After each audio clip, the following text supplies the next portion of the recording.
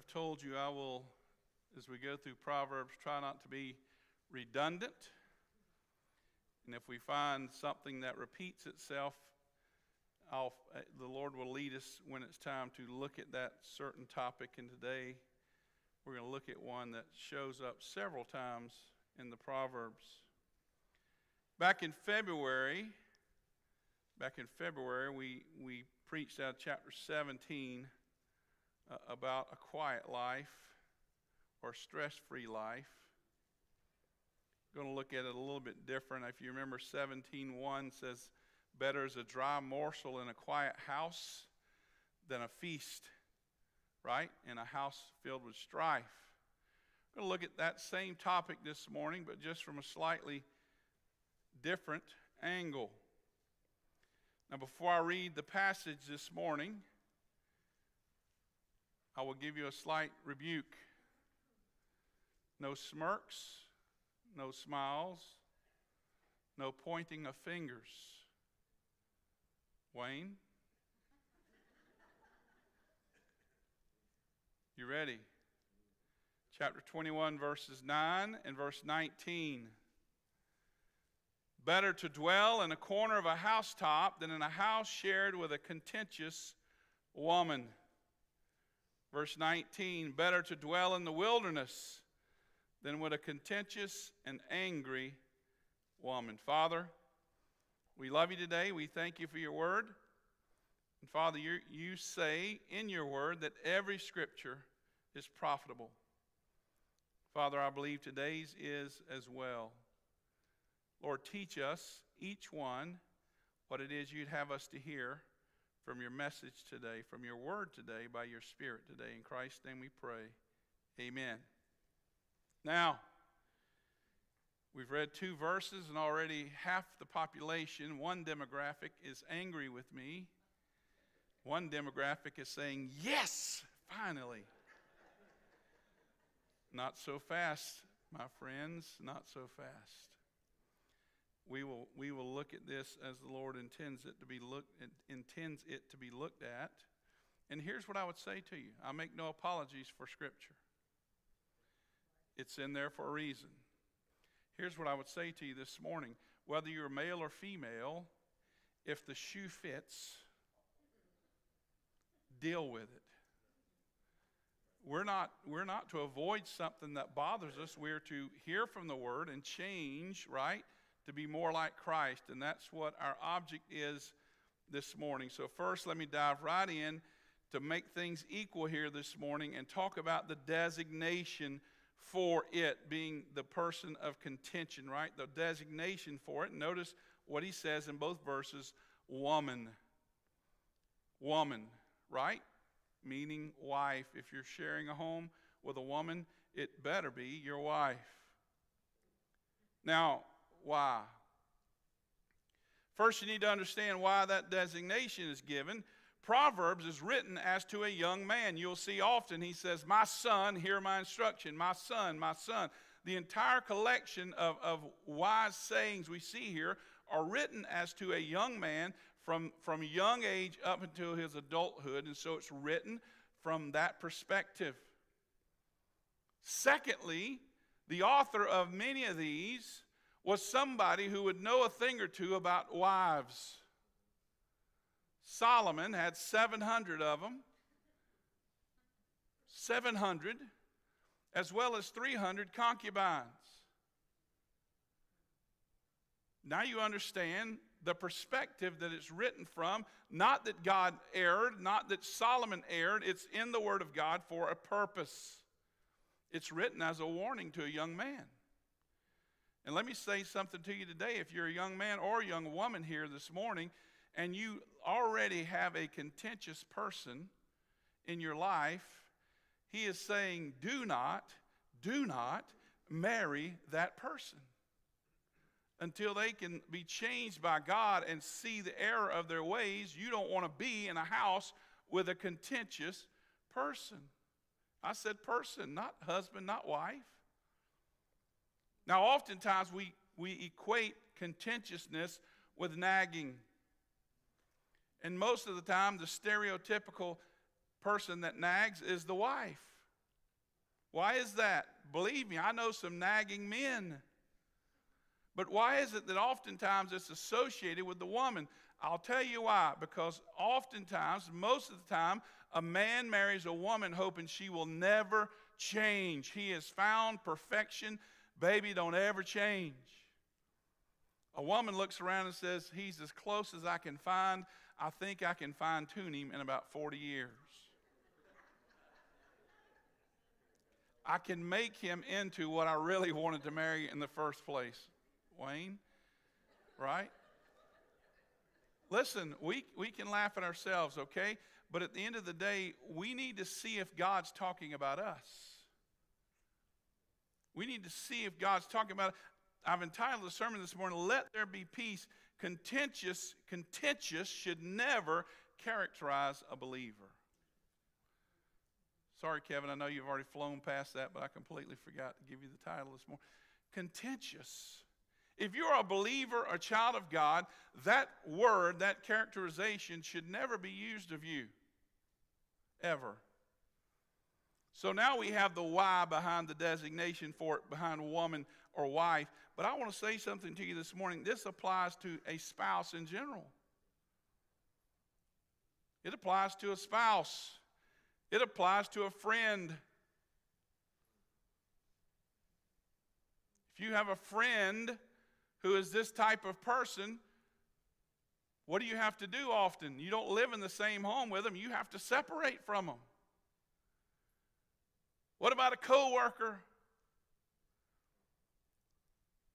The point I'm making to you this morning is we're looking at two verses that deal with the house, but they carry weight everywhere we go. We should not be known as the person who is contentious. What about a parent? Scripture says, fathers, do not provoke your children. You want to provoke? Be contentious. Right? There's one written explicitly to the men. Do not provoke your children. So hear me this morning while we have the designation in front of us, or woman referencing wife. Believe me this morning when I say to you, the word is saying to all of us, we should never be. It's not a good characteristic for anyone, a contentious person. So let's talk about the description of it now that we've identified who we're talking to, and that is all of us. What about the description of it? Listen to this. These are the words that are used in the verses we'll look at today. They all are interchangeable. First, we see the word contentious. Contentious means someone who is likely to cause an argument. Likely to cause an argument. Not settle an argument. Cause an argument. Do you know anybody, don't raise your hand or don't point or look around, who just loves to start fights? They're looking for a reason to argue and fight and have strife in their life. That's who God says we should never be like, nor should we put ourselves in a home with someone like that. Now hear me well. If you're sitting in your pew this morning and you say, Lord, that's exactly who I'm in a home with, you'll not hear me make one reference to leaving that home, nor divorcing, nor quitting on that marriage. That's not the option. Contentious, likely to cause an argument. Secondly, we see the word quarrelsome, which means characterized by quarreling. Again, the idea of arguing constantly, consistently, brawling, to fight roughly or noisily. Lastly, the word angry, showing strong hostility. Angry.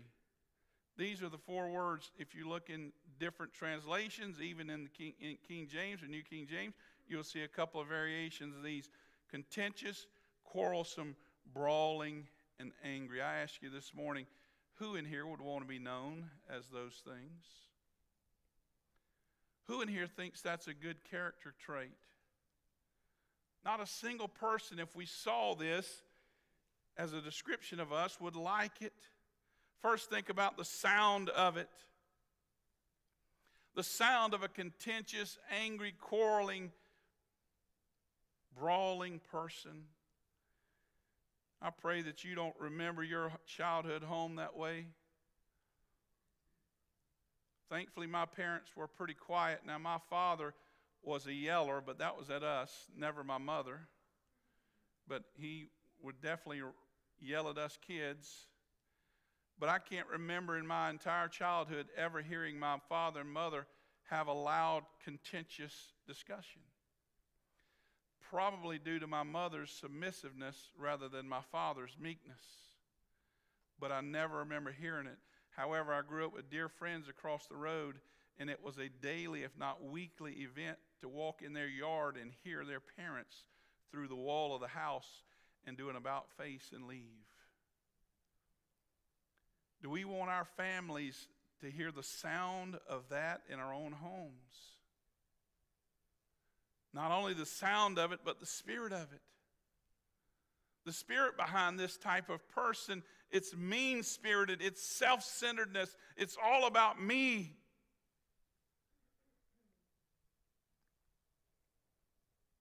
The problem with this description, the problem with this characteristic is it's very opposite of what we are told to be. It's the very opposite of what we're told to be. Galatians 5:22, 23, you know the fruit of the Spirit. I'm just going to list them here. Love, joy, peace, long-suffering, kindness, goodness, gentleness, self-control. Every bit of that is missing from a contentious person. Every bit of it.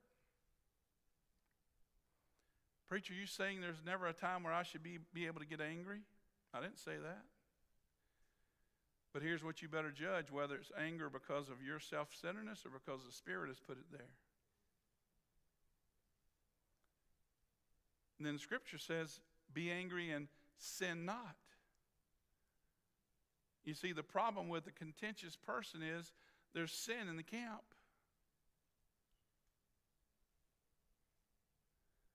Think about that list again. Love. If I'm the person that has something against my family member, my coworker, my friend, or my children, am I doing what I'm doing and saying what I'm saying out of love? Am I doing it with a peace in my heart? Am I displaying a long-suffering attitude, meaning I don't jump right to the warfare? Am I being kind with my words? Am I showing goodness and gentleness, self-control? You see, when you think about it that way, this should describe us everywhere we go. Not just at home. Not just at home. I'm amazed. How many of you read news stories or watch a news story and it's about perhaps even a murder or some kind of domestic thing at home, and you talk to the coworkers, and what do they always say? Even a Ted Bundy was the nicest guy I've ever met. Can I tell you what's the sad thing, church, is? We often save the worst of ourselves for home. You will put on the biggest smile and the kindest words, and you're so courteous out in public, and the minute you get home, all that anger and all that meanness is poured out on your family. That's the first place we ought to display love and kindness and gentleness and peace. That's where it needs to start. Then let it spill over into the workplace and into school and everywhere else we go. Does any of that description match you this morning? Contentious, quarrelsome, brawling, angry.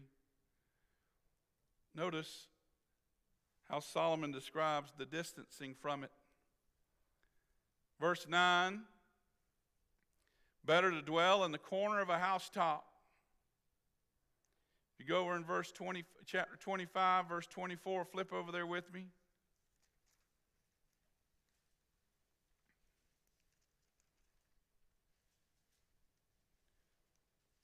Repeats it again. It's better to dwell in the corner of a housetop than in a house shared with a contentious woman. What's the corner of a housetop? In that day, the houses were built with a flat roof. And they would often just take the corner, literally the corner of the house, and build upon it a single room meant for a stranger or a visitor. There's an example over in 2 Kings 4:10. The Shunammite woman is talking about Elisha, and she says this, please let us make a small upper room on the wall, and here's what's in it. Let us put a bed for him there, a table, a chair, and a lampstand, so it'll be whenever he comes to us, he can turn in there. Solomon's first saying, it's better to spend your entire life isolated in a small, cramped room than it is to be in the home with someone who's contentious. Notice the next place he says, the wilderness, verse 19.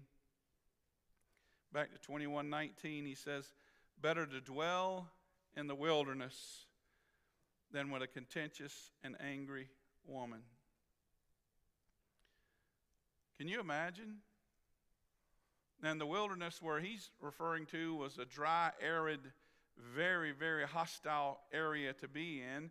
And yet he says, I would recommend, young man, rather than marrying a brawling, angry, contentious woman, you just walk out and spend the rest of your life alone in the desert.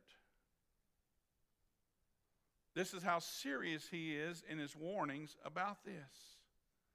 Again, here's a man with much experience. That's how serious he takes it. He's saying basically a small, cramped space or alone in the desert are better options than being in a house with contention. Being in a house with contention. So what good comes of it? What good comes of it? That's the question. Often we like to say, well, there's a positive to this behavior. You know, sometimes it produces. I want to say something to you this morning about a contentious lifestyle. There's not one benefit of it. Not one single benefit of it. I want to talk about the disharmony of it. Go back to chapter 19.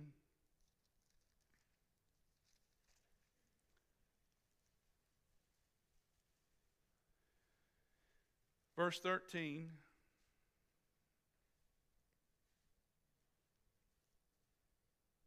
Notice the phrase, a foolish son is the ruin of his father, and the contentions of a wife are a continual dripping. Now, chapter 27, verse 15. Hold your finger there. We'll be visiting back there again in a moment. He goes one step further here. A continual dripping on a very rainy day and a contentious woman are alike. First we see the idea of being continual dripping.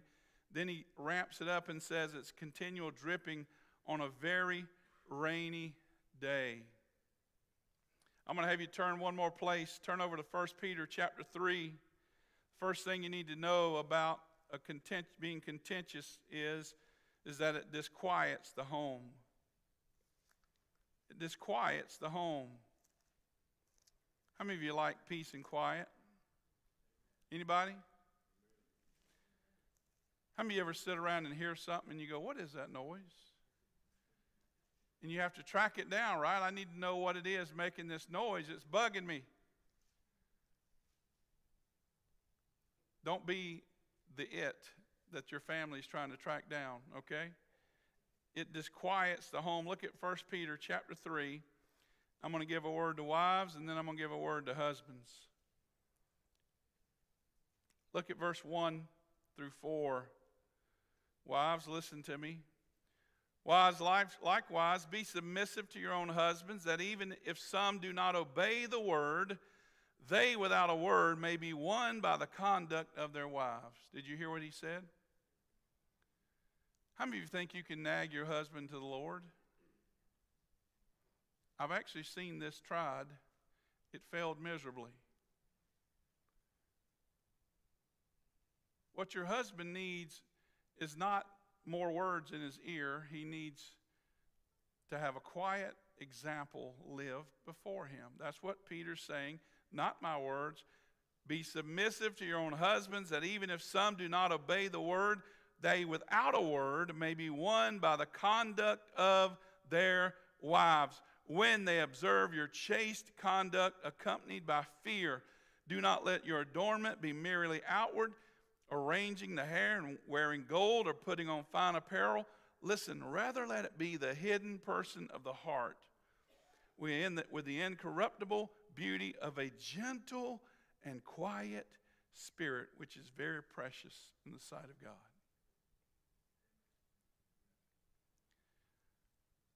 My husband doesn't deserve a quiet, gentle spirit. Could be true. I didn't deserve the gentle, quiet voice of God calling me. The word didn't say, do this if your husband is a good guy. Word didn't say, do it if he deserves it. You want to win your husband over, win him with a gentle and quiet spirit, which is precious in the sight of the Lord. Now listen, gentlemen, look on down verse 7. Husbands likewise dwell with them with understanding, giving honor to your wife as to the weaker vessel, and as being heirs together of the grace of life, that your prayers may not be hindered. Finally, all of you be of one mind, having compassion for one another. Love as brothers, be tenderhearted, be courteous, not returning evil for evil or reviling for reviling, but on the contrary, blessing, knowing that you are called to this, that you may inherit a blessing. What's Peter trying to say to us here in the Word? Above all else in the home with our spouse, they deserve blessings and not cursing. They deserve a quiet spirit, not anger. The Lord requires it of us, and He is delighted by it. Contention brings disharmony to the house. It disquiets the home, but secondly, it disrupts the home. If you have a leak on a very rainy day, what are you probably going to do? If you can't fix it, what do you do in the meantime? The old bucket. How many of you have ever heard water dripping into a bucket? Anybody love that sound? But what has to happen after a little while? The bucket has to what? Be emptied, right? And so here you have this pattern of continual dripping and emptying the bucket, dripping, emptying the bucket, dripping, emptying the bucket, and it simply wears the family out. It becomes a tedious chore for all involved. It becomes a tedious chore.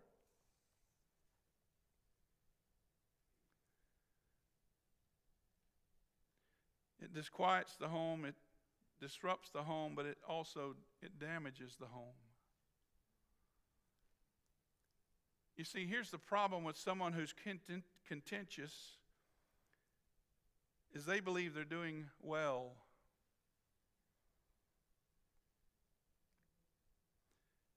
If we don't fix the drip, as Wayne suggested we do, which is a good thing, A continual drip will eventually lead to rot.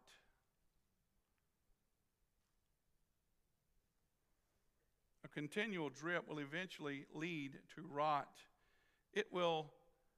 Contention will eventually decay a relationship. Here's the problem. The behavior will rarely be changed, but the relationship, however, will often be. Did you get that? Most of the time, contention is over behavior. I've counseled with people, husbands and wives, and the wife says, I have to constantly, get that word, constantly tell him to pick something up out of the floor.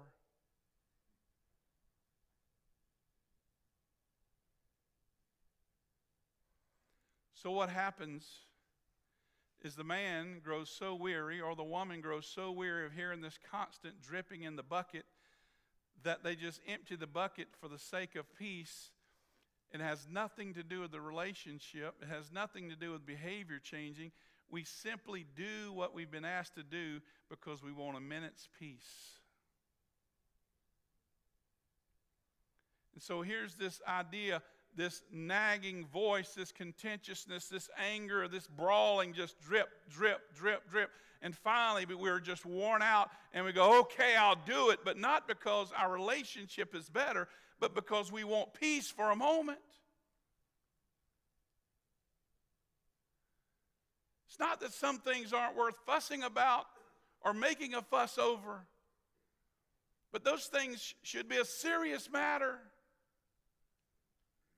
Ladies, if your kids won't pick their clothes up, let me give you a suggestion. Leave them in the floor.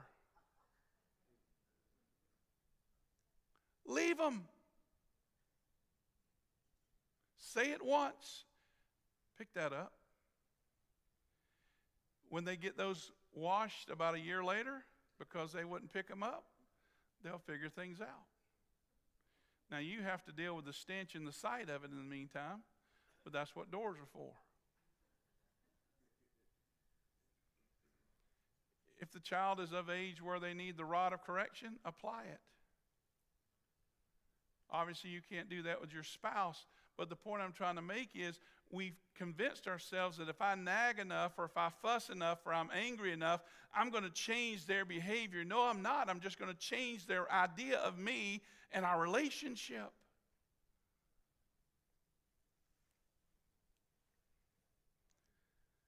The behavior becomes one out of a necessity for peace. Go to chapter 27 again.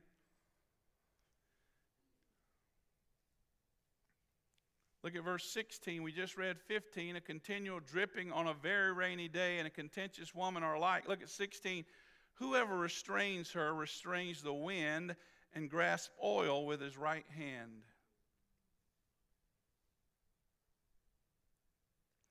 Anybody ever tried to hold oil in their hand? It's not an easy thing to do. The bottom line is, when you're a contentious person, you refuse to be pleased.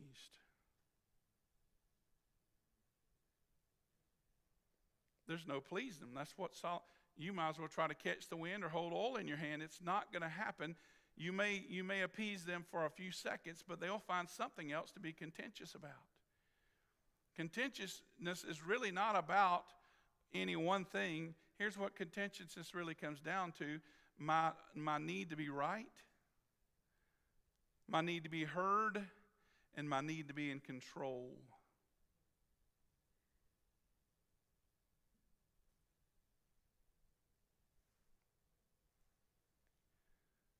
It damages the home. And let that apply to every other relationship, the workplace, everything. So, is there a different way forward? There is. 1 Timothy 2:2-3 says this: that we may lead a quiet and peaceable life in all godliness and reverence. For this is good and acceptable in the sight of God our Savior. Quiet and peaceable.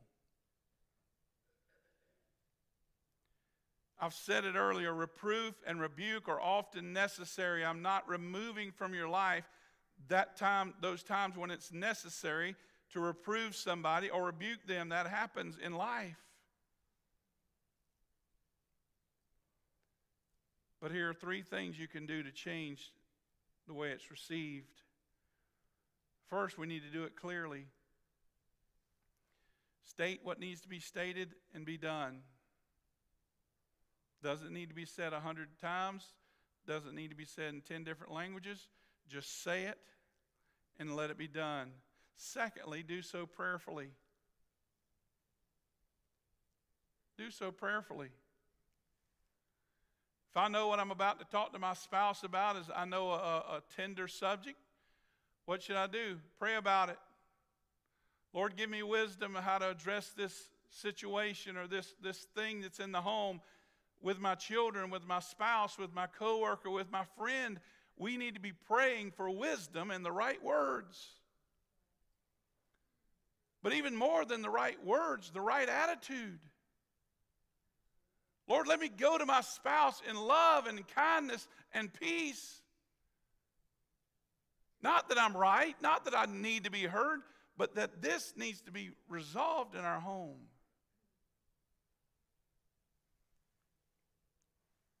Do so clearly, prayerfully, and more importantly, do so lovingly.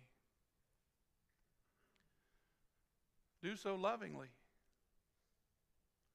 How many of you know that the way you say something is as important as what you say? Sometimes even more so. Now let me tell you, advocates of social media and texting something. It's impossible to hear the inflection of your voice in a tweet or a text or a Facebook post.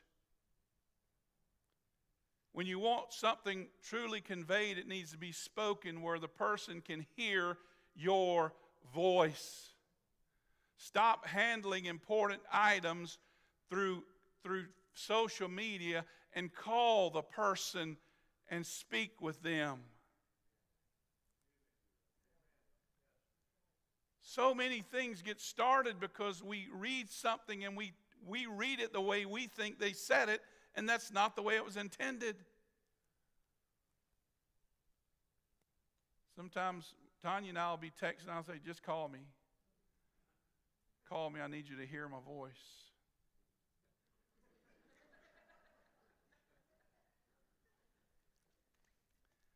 It becomes difficult to communicate because with the word, with the spoken word, it can be done in 2 or 3. I can only text so fast with my 2 opposable thumbs. How many of you want peace in your home? I don't know anybody that would say, no, peace. In the workplace, with your children, with your friends. Listen, the way you say things is as important as what you say. And the attitude behind that should be an attitude of love. So I have a question for you in closing this morning. Are you the dripper in your home, in your office, in your relationship?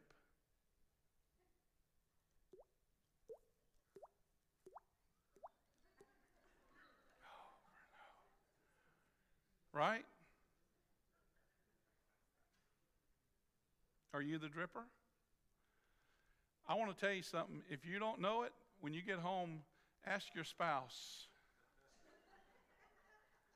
Honey, do I drip? Oh, yeah. With all the love and prayerfulness. Yes, you do. And I want to say something to you this morning. If you've been sensitive to the Spirit, I believe He's already said, that's you. That's you. If so, if that's you this morning, ask God to change you. He can and He will. You're going to have to give up your right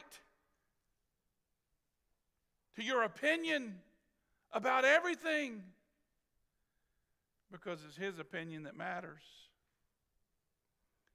The challenge this morning is, may we all let peace prevail.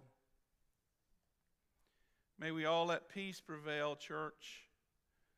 Romans 14:19, therefore let us pursue the things which make for peace and the things by which one may edify another. Isn't that beautiful? Pursue the things which make for peace and the things by which one may edify another. Are your words building others up or tearing others down? We don't need contentiousness. We need peace. Contentious should never be the characteristic of a believer. Let's pray. Father, thank you this morning for your word. I pray that today that you might have shown us ourselves. Lord, whether we be the one who is contentious. Father, whether man, woman, doesn't matter. Lord, you've called us to a life of peace and love and gentleness. Your Spirit produces that in us if we would simply die to self and let him have his way. So, Lord, this morning I pray that our homes would be characterized by peace. Lord, speak to our hearts this morning if we are the ones who are quick to quarrel. Change us, Father, lest we become known as one who is contentious. Father, I'm so grateful for these that are here today and for all the homes that I'm aware of, Father, and Lord, the peace that I know of in most of those homes. But Father, perhaps when things are quiet and doors are closed, contention still thrives. Father, bring peace today. Help us to pray for our spouse. Pray for our children to speak words of loving kindness. Not veiling the truth, Lord, being truthful, yet being truthful with love. Lord, help us to be the way you'd have us to be. In Christ's name this morning we pray that you'd have your time, your way in this time. In Jesus' name, amen. If you need to come, come on.